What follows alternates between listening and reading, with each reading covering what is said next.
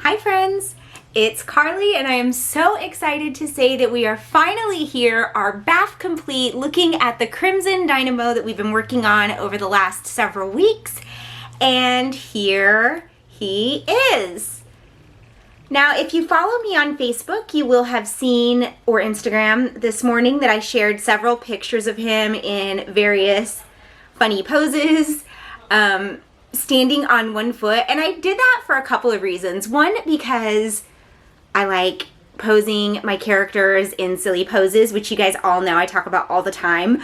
But two, because I wanted to show how well constructed this figure ended up being. So he is hefty, he is substantial. If you picked up the Red Hulk, he's about the same size and heft in the upper body and the lower body as that figure, which retailed, by the way, for $29.99. This is a point I'm gonna come back to. So this is a bulky, heavy figure. And the poses that I had him in were standing on one foot with his arms out like this, or standing with one foot out forward, leaning sort of back. And he is able to balance in that pose. You're able to move his torso, his arms, hips, knees, legs, ankles in such a way that you can balance him in the most incredible and dynamic poses. So I guess Dynamo is appropriate for his name because this figure is so worth everything, you guys. Everything that I went through with the BAF series, which, you know, it's not like it was traumatic, but some of the figures were great, some not so much. That's how it always is. None of them were any necessarily that I think I would have sought out on my own per se, except for Winter Soldier, but I'm super happy to have them, and this makes it all worthwhile. So I'm gonna show him up close while I talk to you guys a little bit about the character. If you are a fan of the MCU, which I think a lot of us are, this character, Anton Vanko, was very briefly introduced in Iron Man 3, the one with Whiplash, where he is actually dying at the beginning and he is Whiplash's father. And so that isn't true to the comic books, but it does play on the fact that this was an Iron Man supervillain. He was Russian. His name was Anton Vanko. I said that already. And he was a scientist and inventor. So in the movie, the reason that Whiplash was after Iron Man was because he believed that he had developed technology stolen from his father without giving him credit. And his father died a disgraced scientist, while Iron Man went on to be Iron Man. So the truth of the story is that Anton Vanko developed his armor to become one of the greatest fighters, actually as a suit for Russians to use, to be strong and powerful. It would give them strength and vitality and make them formidable foes against other countries. America obviously is the focus in these comic books. So he presents his suit to Khrushchev and goes off to do a mission, which is basically take down Iron Man. Well, while he's away, Khrushchev starts to realize that this armor could make him a threat to Khrushchev himself, and he doesn't want anyone to be more powerful than him in this type of way, so he sets up a plan to take Anton out as soon as he comes back. Tony gets a hold of that information and reveals it to Anton as they're sort of mid-battle, and Anton turns coat and becomes an ally for America, working with Tony side by side. They end up, through a series of circumstances, being foes again, and ultimately he dies. There are other characters who wear the red suit. It's a really interesting sort of story. I have learned so much about this era of comic books through looking at this wave that I'm really excited to just dig into the Cold War material, because it's really interesting how specifically they get into actual history and integrate those into the stories. So definitely look for these stories. He's not in many books as Anton. There are a couple of other people, like I said, who wear the suit later, but I think these start in the 60s. So it's definitely worth looking into. Now let's get into the suit. Or the figure. So he has an incredible range of motion all over. His head turns really well. It looks up, it looks down with no hindrance at all. These shoulder pads are separate pieces that snap on. They come with the upper body that came with Yelena.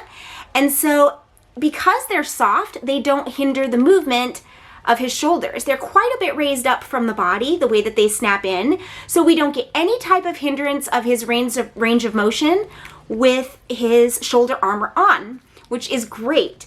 Now, I saw some pictures initially of him where the armor looked brown, particularly the most colored portion is this upper body here.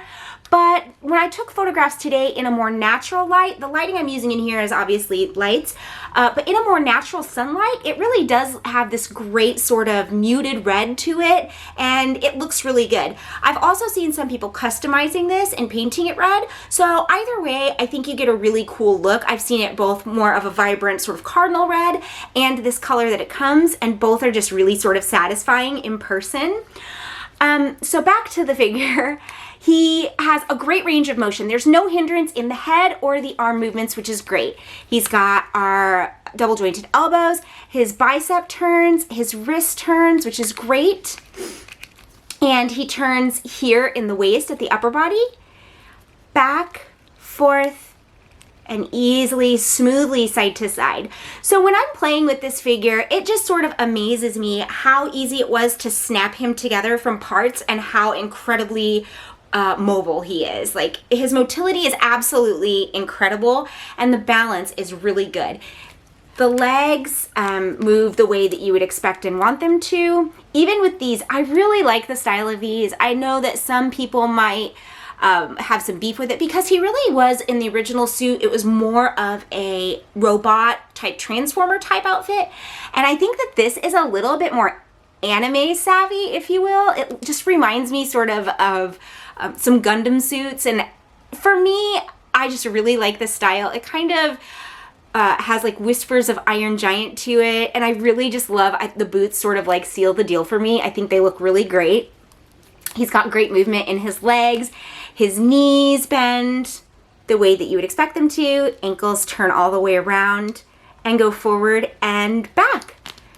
So when all is said and done, we have an outstanding figure that you can move and pose any way that you can think of. He balances great. He has an excellent center of gravity that you can move around and pose him standing. I saw an excellent picture. I've just seen a lot of great toy photography done with him with other figures. He is quite a bit larger than, I got Spy Master here because I said I wasn't going to put him on my shelf. So he is quite a bit larger than a 6 scale figure. So you really get the idea of how substantial and powerful this character was.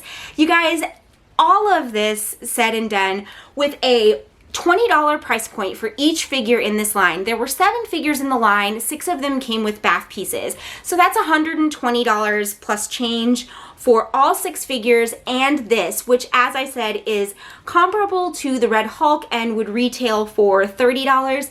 The value on these BAF figures cannot be overstated, in my opinion. I think that we get such a great deal, and when the figure comes out like this, I have literally no complaints from top to bottom on anything about this figure. He looks amazing. He is so posable and playable and movable and just really impressive side by side with other figures. There is really nothing negative to say about him. So even with the, say, one throwaway figure for me personally, and maybe a couple that I'm not over the moon about, the value in this BAF piece is above and beyond what I've seen up till now. I've noticed that in these series, they're putting 7 figures in each of them, it seems, one without a piece and one, and then the rest with. So there's one in the series that's sort of an additional. This one was Taskmaster, and the rest will have pieces. I think it would be great to see Hasbro keep the 7 figures and add a full line of accessories in the 7th. If he had an extra set of hands, an extra head, he never used weapons, but there are all kinds of different ways. We could have his human head, we could have a different helmet, we could have different shoulder pads, we could have a variety of different things. That would be, so then it would be $140 for the line with this figure, and a full range of accessories for it and all of the others would be amazing. So that's my wish list to Hasbro if they're listening. But At the end of the day, guys, I'm so stoked about this figure. I hope you enjoyed watching me go through this series. I really liked doing it, and I'm doing it again straight away with the Age of Apocalypse series coming up. We've got a few more pieces to finish on the Abomination figure that I was working on, so those are coming up. I'm gonna do those every other day just as I have been.